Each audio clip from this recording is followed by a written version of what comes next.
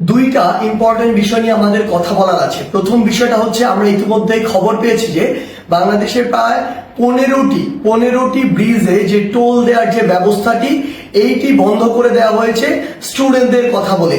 আমাদের জায়গা থেকে স্পষ্ট বার্তা, এটি রাষ্ট্রের একটি যে আয়, এই আয়ের একটি অংশ এই ব্রিজগুলোতে যে টোল দেওয়ার বিষয়টি। সো কেউ স্টুডেন্টদের কথা বলে হোক, বৈষম্য বিরোধী ছাত্র আন্দোলনের কথা বলে হোক, এই নামের অপব্যবহার করে কেউ বাংলাদেশের কোথাও ভুলে এই কাজ করবেন না। প্রত্যেকটি ব্রিজে টোল দিবে, এমনকি বৈষম্য বিরোধী ছাত্র আন্দোলনের ব্যানারে কোনো যদি ত্রাণের ট্রাকও বাংলাদেশের যে কোনো জায়গায় যায়, সেই ট্রাকও টোলের টাকাটি দিয়ে তারপরে যাবে। কারণ এই রাষ্ট্রকে যদি আমরা স্টেবল করতে চাই, আমার রাষ্ট্রের যে অর্থনৈতিক অবস্থা সেটিকে আগে স্টেবল করতে হবে। কিন্তু ক্ষমতার অপব্যবহার করার যে নোংরা সংস্কৃতি ছিল এত বছর ধরে, এখন আপনি যদি সামান্য কিছু একটি অস্থিতিশীল অবস্থা দেখে আবার সে ক্ষমতার অপব্যবহার করেন এবং আপনার কথা মতো কোনো একটি জায়গায় ব্রিজে টোল দেওয়া বন্ধ করে দেন, কিংবা কোনো একটি স্টিকার দেখে বার হয়ে যান, এটিকে আমরা কোনোদিনও সমর্থন করি না। আমাদের জায়গা থেকে স্পষ্ট বার্তা, অবশ্যই প্রত্যেকটি ব্রিজে এই টোল সেটি টোল দিয়ে যেতে হবে। এবং আরেকটি হচ্ছে যেটি, যখন এই ব্রিজে কোনো একটি গাড়ি এভাবে ত্রাণের কথা বলে বা অন্য কোনো প্ল্যাটফর্মের কথা বলে টোল ছাড়া চলে যাচ্ছে, আরো অনেক গাড়ি আসলে টোল ছাড়া এভাবে ওই গাড়ির সাথে চলে যাচ্ছে। এই যে অপসংস্কৃতিটি কিংবা ক্ষমতার অপব্যবহারের যে নোংরা বিষয়টি, এটি আমরা কখনোই সমর্থন করি না। রাষ্ট্রের যে আয়ের সেক্টর গুলো রয়েছে সেগুলো সুন্দরভাবে চলতে হবে রাষ্ট্রের সুন্দরভাবে চলার জন্য।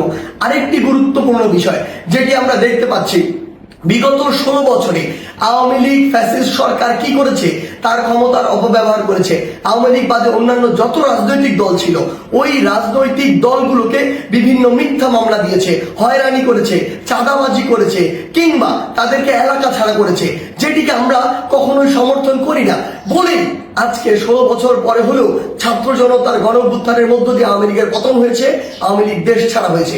কিন্তু আজকে যদি এই গণঅভ্যুত্থানের পরেও আমরা দেখি অন্য কোনো একটি দল বা অন্য কোনো একটি দলের নেতাকর্মীরা ঠিক একই কাজটি করে, তাহলে আপনারা এই আওয়ামী লীগ থেকে কি শিক্ষা নিলেন? একটা জিনিস মনে রাখবেন, আমরা আসলে এই নির্যাতকের পরিবর্তন চাই না, আমরা এই নির্যাতনের যে সিস্টেমটি সেটির পরিবর্তন চাই। আমাদের জায়গা থেকে স্পষ্ট বার্তা, আপনাদের চোখের সামনে স্টিল জ্বলন্ত অনেকগুলো উদাহরণ রয়েছে, সেগুলো থেকে শিক্ষা নিন, না হলে জনগণ আপনাদেরকে আস্থা করে নিক্ষেপ করবে।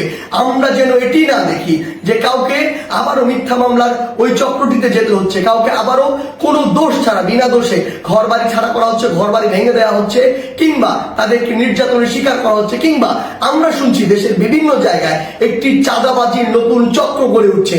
আমরা আপনাদেরকে স্পষ্ট করে বলতে চাই, আমরা আমাদের জায়গা থেকে বৈষম্য বিরোধী ছাত্র আন্দোলন এই সকল ক্ষমতার অপব্যবহারের বিপক্ষে, এবং আমরা এগুলোর বিপক্ষে সবসময় কথা বলে যাব। আপনাদের সহ আপনাদের যারা স্টেক হোল্ডার রয়েছে, যারা আপনাদেরকে এগুলো করার জন্য আসলে উৎসাহ দেয়, কিংবা আপনাদের ওই সমর্থক গোষ্ঠী যারা চুপ করে থাকে, তাদেরকে বলছি, জনগণ যদি একবার এই সকল সেন্টিমেন্টের বিরুদ্ধে দাঁড়িয়ে যায়, তাহলে আপনাদের অস্তিত্ব সংকটে পড়বে। তাই জনগণের চাওয়াটার কথা চিন্তা করুন, সময়ের দাবির কথা চিন্তা করুন। যদি আপনার নাম ভাঙিয়ে কিংবা আপনার কেউ একজন রুট লেভেলে এই কাজগুলো করে, দিন শেষে ব্লেম কিন্তু আপনার উপরেই আসে। সো এই জিনিসটি মাথায় রেখে পুরো বাংলাদেশে এই যে নতুন আরেকটি 16 বছরের যে বিভিন্ন চিত্র ছিল, উদাহরণ ছিল, সেগুলোর যে নতুন আরেকটি এক্সটেনশন কেউ তৈরি করছে নতুন করে, কিংবা নতুন আরেকটি সংস্কৃতি কন্টিনিউ করার চেষ্টা করছে, আমাদের জায়গা থেকে স্পষ্ট বার্তা, আমরা এটি সমর্থন করি না। এবং আমরা অন্তর্বর্তীকালীন সরকারকে স্পষ্ট করে বলতে চাই, আইন শৃঙ্খলা রক্ষাকারী বাহিনীর মাধ্যমে, বিচার বিভাগের মাধ্যমে যারা এই মিথ্যা মামলা থেকে শুরু করে চাঁদাবাজি, নির্যাতন, হয়রানি, ঘরবাড়ি ভাঙচুর এরকম কোনো কিছুর সাথে জড়িত, তাদেরকে স্পষ্টভাবে আইনের আওতায় আনা হোক। বৈষম্য বিরোধী ছাত্র আন্দোলনের পক্ষ থেকে কিংবা ছাত্র জনতার পক্ষ থেকে এর প্রতি পূর্ণ সমর্থন রয়েছে। ধন্যবাদ।